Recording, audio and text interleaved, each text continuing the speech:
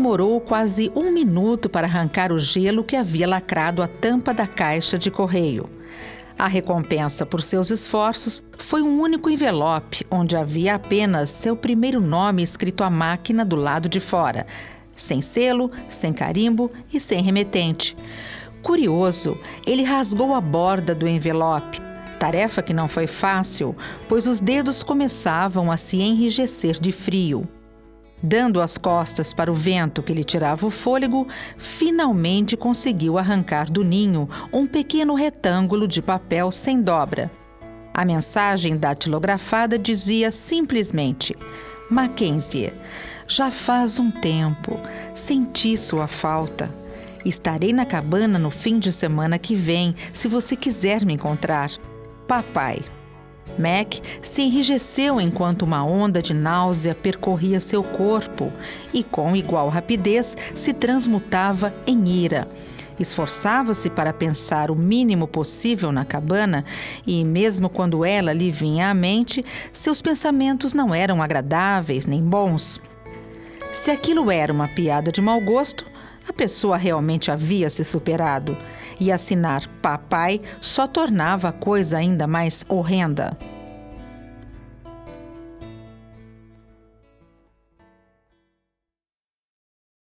Olá, gente. Este é Resenha, o programa da TV Mackenzie Digital. E nossa ideia aqui é discutir ideias de livros ou filmes que estão sendo destacadas neste momento. Hoje vamos falar sobre o livro A Cabana, este sucesso, campeão de vendas já há várias semanas. E para esta conversa temos aqui a visita do Ricardo Costa. Ricardo, muito obrigado por ter vindo. Voltaremos já para falar sobre o livro.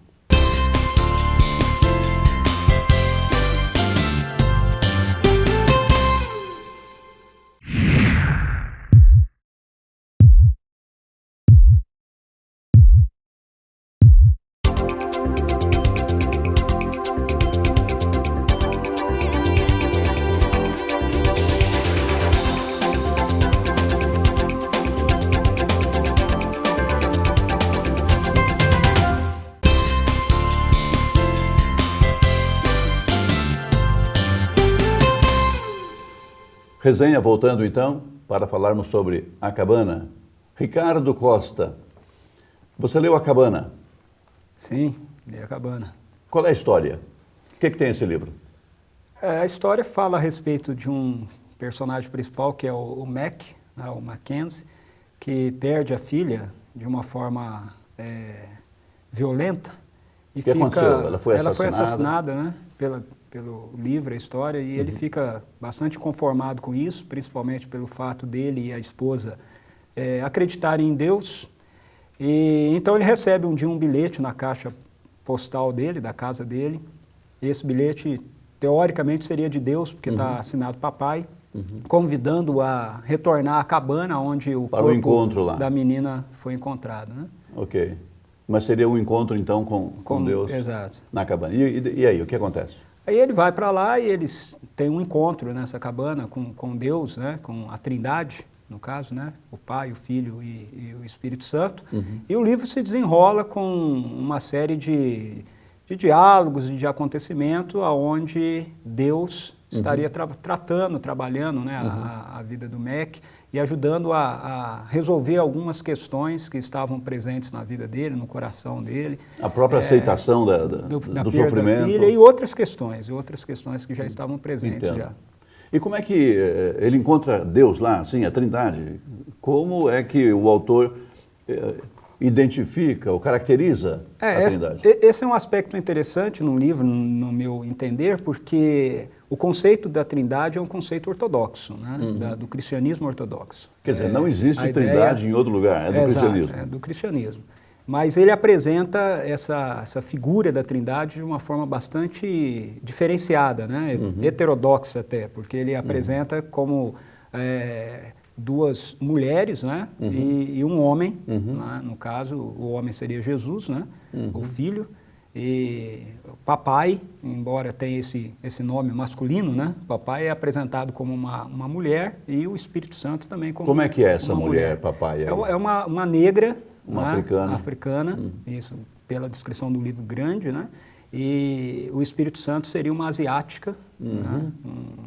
Uma mulher também. Né? Uma trindade asiática. globalizada, é isso que você quer dizer? Eu não, mas acho que o que ele quis dizer foi isso. Né? É o que o livro ele quis diz. apresentar essa perspectiva, tirando um pouco esse enfoque meio ocidentalizado, né, que a gente tem com relação às figuras de Deus. Embora que dentro do cristianismo essa perspectiva da figura da encarnação, ela esteja relacionada apenas à pessoa do Filho. Né? Quer dizer, não tem no Cristo. cristianismo um pai encarnado, é isso? Exato. Nós não temos nem a figura do Pai encarnado, nem a figura do Espírito Santo encarnado. Né? Quem se encarna dentro da teologia cristã, né, ortodoxa, é o Filho. Né? Não é verdade que essa mistura que ele faz acaba produzindo um outro efeito, que é o próprio pai ter sofrido, como, segundo a Escritura, o filho sofreu na cruz? Segundo o livro, o próprio pai sofreu também. Há uma ideia assim? Eu acredito que isso passa um pouco pelo enfoque de quem está lendo o livro. Né? Eu vejo no livro essa ideia do sofrimento do pai, né? Alguns diálogos no livro fica evidente isso, que o pai também sofreu, né? Em relação ao filho que estava morrendo ali, mas em alguns pontos dá a ideia de que o sofrimento não era apenas pela questão da perda do filho, né? Esse sofrimento, mas era a participação do sofrimento vicário mesmo, né? Ou do sofrimento que estava sendo sentido pelo próprio Filho, pelo próprio Jesus. Mas, na minha opinião, isso tem a ver com uma perspectiva de como você aborda isso. Não é? Porque se Jesus representa o Pai e Jesus representa o Espírito Santo, né? na sua encarnação. Não são a mesma pessoa, mas a ação redentora está presente no Filho. Não é? E eu acho que ele tenta ir mais ou menos por aí, para demonstrar esse sofrimento do Pai. Agora, a gente fala sobre esses assuntos que são, vamos dizer, eminentemente doutrinários, e eu me pergunto, mas por que as pessoas foram ler esse livro? O que teria sido o motivo para esse sucesso, um best-seller, para discutir essas ideias? Ou o que terá sido? Na minha opinião, isso passa por duas questões. A primeira é a própria forma de escrever o livro, que, embora seja uma ficção, dentro da nossa sociedade hoje, globalizada, a perspectiva da escrita narrativa, ela é muito mais forte, muito mais presente do que uma escrita normativa, de apenas ideias. Né? Então, acho que isso atrai, primeiro. Segundo, o fato de que, na verdade, o livro trata de uma série de questões que estão presentes no coração, na vida, né? Na história de todo mundo. Sofrimento, né? A inconformidade com a perda, né? Abrupta, a própria questão de Deus é uma questão que, embora muitos, né, queiram enfatizar a não existência, né, e etc., ainda está presente, né, na história da maioria das pessoas. A questão do perdão, né, e outros temas assim. Eu acho que a temática que ele trabalha é que, na verdade, faz com que o livro tenha esse sucesso, mas pelo fato de ele trabalhar a temática dentro de uma narrativa, dentro de uma história. Ele usou um recurso bem sucedido, né? Exato. A gente vai falar mais sobre isso. Voltaremos com resenha daqui a pouco.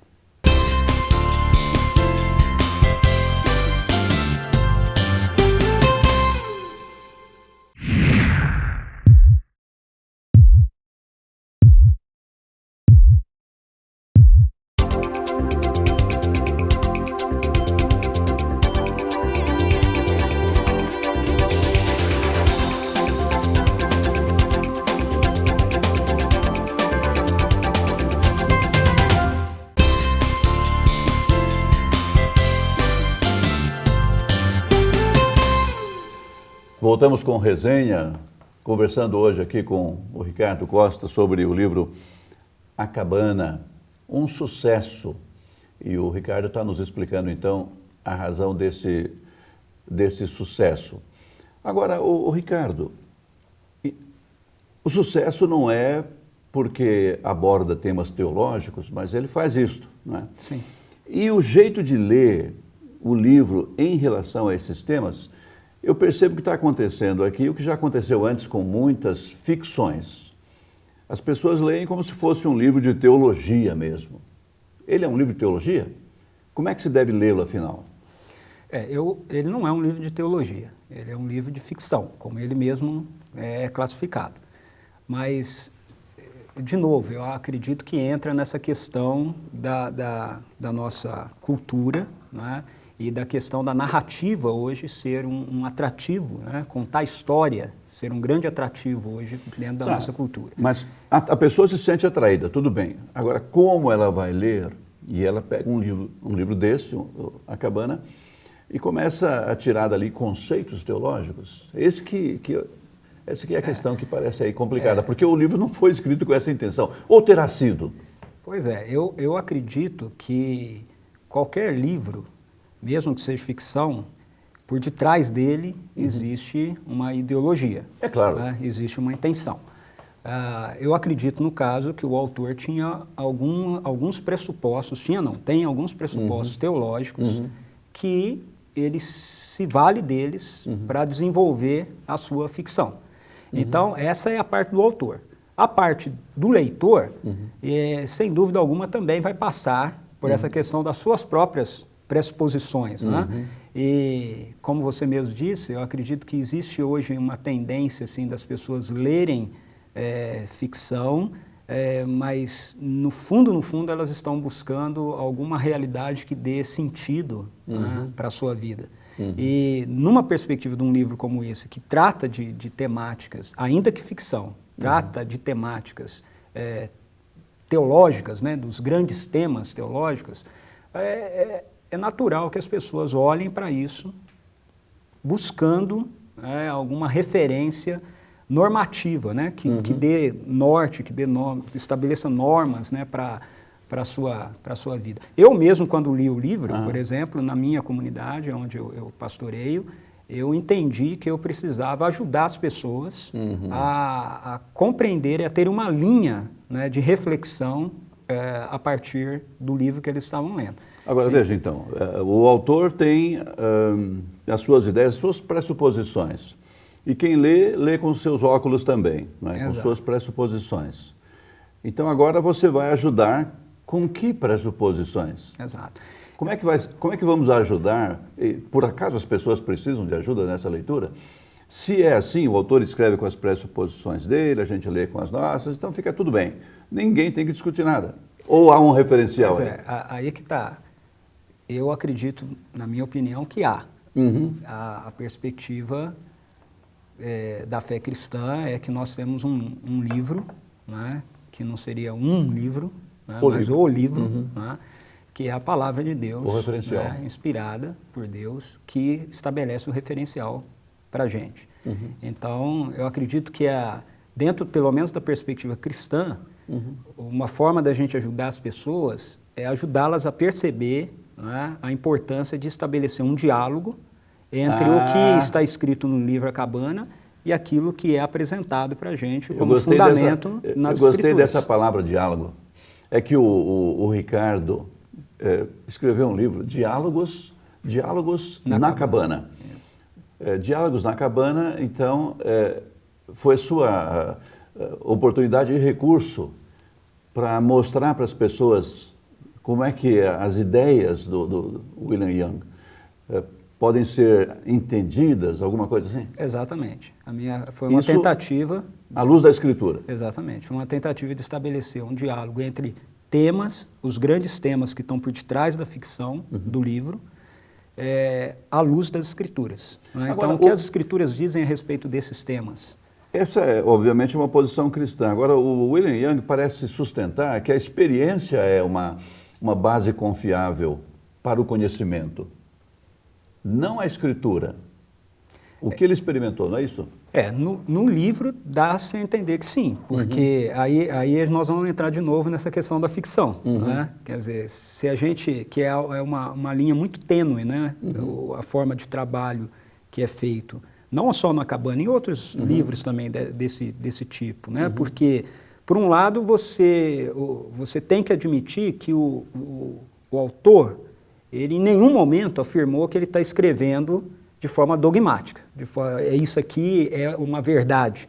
Ele está dizendo que é uma ficção. Ele uma está ficção, dizendo que é uma romance, história. É uma história. Então, é uma história, mas essa história é construída, exatamente, é construída em torno de uma série de temas que são temas né, universais. Né? E como ele está dizendo que é uma ficção, ele não precisa se utilizar, no caso dele, particularmente, que está trabalhando com conceitos cristãos, ele não precisa se utilizar das escrituras. Mas eu acho que mas aí a gente corre risco, né? Porque se a experiência vai determinar... Eu penso que mesmo na ficção, a gente tem outras ficções, né? Sim. Quando você lê o Peregrino, ou quando você lê C.S. Lewis, você encontra uma ficção escrita por alguém que cria numa base de fé. Então não é o fato de ser ficção que já nos deixa à deriva sem esse referencial. Sim. É o que ele colocou lá dentro como referencial. E o que acontece na cabana é que o referencial é a experiência.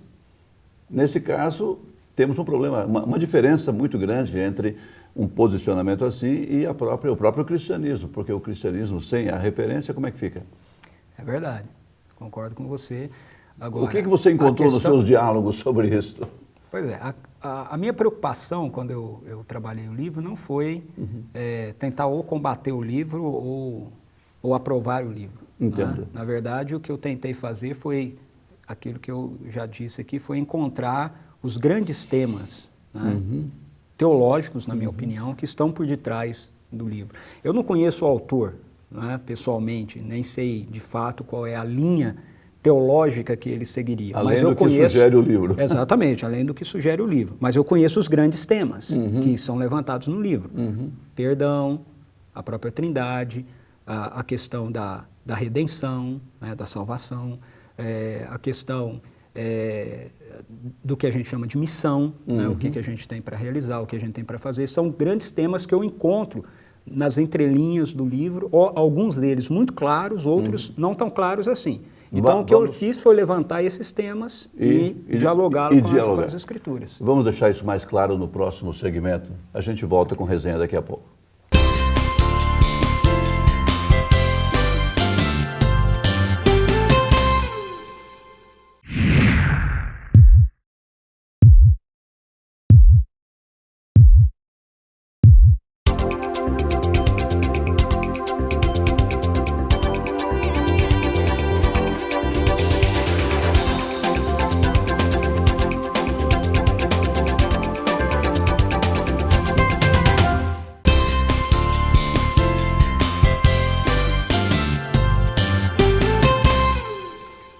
Voltamos com resenha, falando hoje sobre A Cabana, este sucesso já de muitas semanas.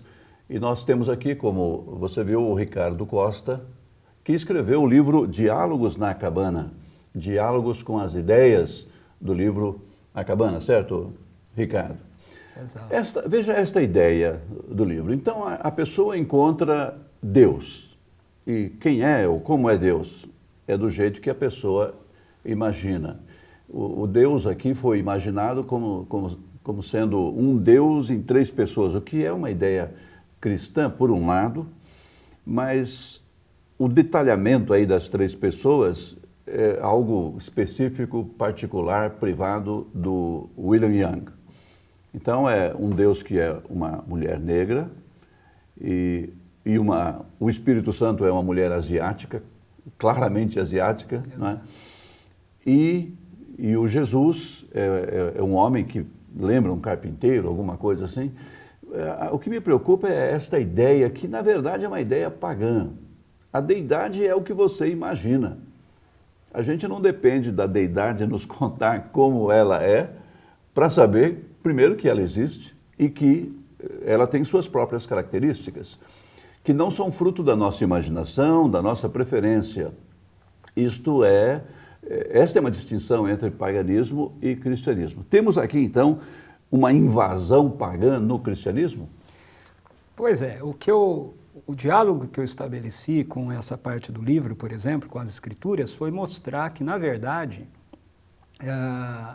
todos nós temos pressupostos, pressuposições, né? a respeito de quem Deus é. Uhum. E isso só mostra para a gente que, na verdade, nenhum de nós sabemos como Deus é e quem Deus é. Uhum. Então, nós temos que ficar... então temos que ficar com aquilo que as Escrituras né, nos revelam a respeito de Deus. Mas por que as Escrituras? Há livros sagrados em toda parte? No nosso caso, o nosso fundamento é o cristianismo. Né? Então, o que é oferecido da minha parte, por exemplo, no diálogo, foi demonstrar essa realidade que a Trindade, por exemplo, né, o próprio conceito da Trindade, ele é um conceito desenvolvido pela teologia. Né? A palavra Trindade não é uma palavra que aparece nas Escrituras, não aparece na Bíblia, mas é um conceito que nos ajuda a compreender essa dimensão de um Deus que é inacessível à nossa mente, né? A maneira da gente poder realmente abordá-lo, ou vai ser a partir daquilo que ele revelar para a gente, que ele se revela para a gente, ou não tem forma. No caso, de novo, nós sempre vamos ter um patamar, né? Uma plataforma, vamos colocar assim, para diálogo. A minha plataforma é a plataforma, ou a nossa plataforma é a plataforma cristã. Né? No nosso caso, cristianismo ortodoxo. Okay. Né? Mais especificamente ainda um cristianismo ortodoxo que vem dentro de uma linha reformada. Outras pessoas podem ter outras plataformas, tudo bem. Eu preciso respeitar, né, a plataforma da pessoa, mas respeitar não significa que eu tenha que aceitar. Por isso mesmo que é diálogo. Né? Então, se houver pressupostos suficientes para se firmar o outro lado, aquilo que se está defendendo, tudo bem. Até hoje, até o presente momento, eu não encontrei, nem no livro Acabane, nem em nenhum outro lugar, algum recurso, ou algum fundamento que realmente explique ou apresente ou revele, né, para a gente de uma forma mais concreta, além daquilo que a própria Bíblia nos diz a respeito de Deus. Né? Então, você pode imaginar que Deus é uma mulher, tá bom, mas isso é imaginação. Né? Você não tem como afirmar que isso seja assim. No caso do Jung, aí é que entra a questão. Ele está fazendo...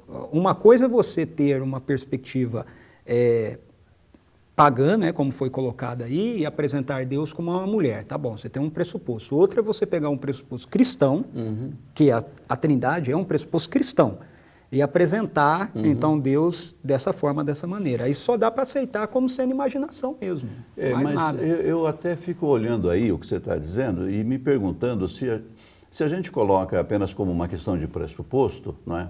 Esse é um pressuposto cristão, o outro tem um outro pressuposto, né? Então, são ideias equivalentes. Não é verdade que o cristianismo reconhece que a Escritura é revelação de Deus? Exato. Ou seja, não é exatamente apenas um outro pressuposto, é Deus mesmo chegando e dizendo, vocês querem me conhecer? Eu vou dizer para vocês como é que eu sou. Então, não é apenas um pressuposto cristão? Não seria uma diferença notável esta? Sim. Talvez não tenha me feito entender. Quando eu digo um pressuposto, eu estou dizendo o pressuposto dele. Ele tem esse pressuposto no livro de que Deus poderia se apresentar assim, como uma mulher negra, ou como uma mulher asiática, ou qualquer outra forma. Né? O que eu estou colocando é que isso é um pressuposto, isso não é uma revelação. Aquilo que a gente tem que ficar, na minha opinião, como revelação, é aquilo que Deus nos deu a revelar a respeito dele mesmo, é o que você encontra nas Escrituras. Na Escritura. Exatamente. Veja, nós temos, em nosso tempo, uma invasão da espiritualidade oriental. Sim, é verdade. É claro que, aí voltando aos pressupostos, os pressupostos são bem diferentes, não é? Mas a gente percebe, num trabalho como esse e em outros também, uma boa vontade, até um esforço muito grande da parte de muitos cristãos, ou chamados cristãos, de incorporar muito dessa espiritualidade oriental, que não tem nada a ver com o cristianismo. Eu acho curioso também, num parênteses aqui, que o berço do cristianismo é oriental, não é? Mas nessa hora a gente vê a grande diferença. Essa espiritualidade oriental tem outros pressupostos mesmo, não parte de uma revelação divina.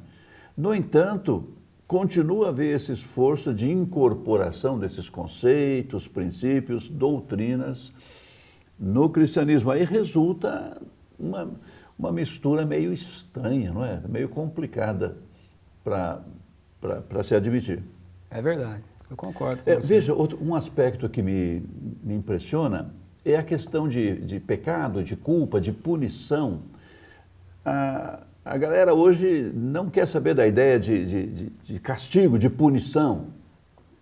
Fala em recuperação, não é? E quando se fala de punição, isso é mencionado com o nariz torcido, ninguém gosta dessa ideia, uma coisa primitiva, bárbara, não é? Exato. E aí, quando a gente fala da nossa relação com Deus também, não se fala de culpa e não se fala de castigo.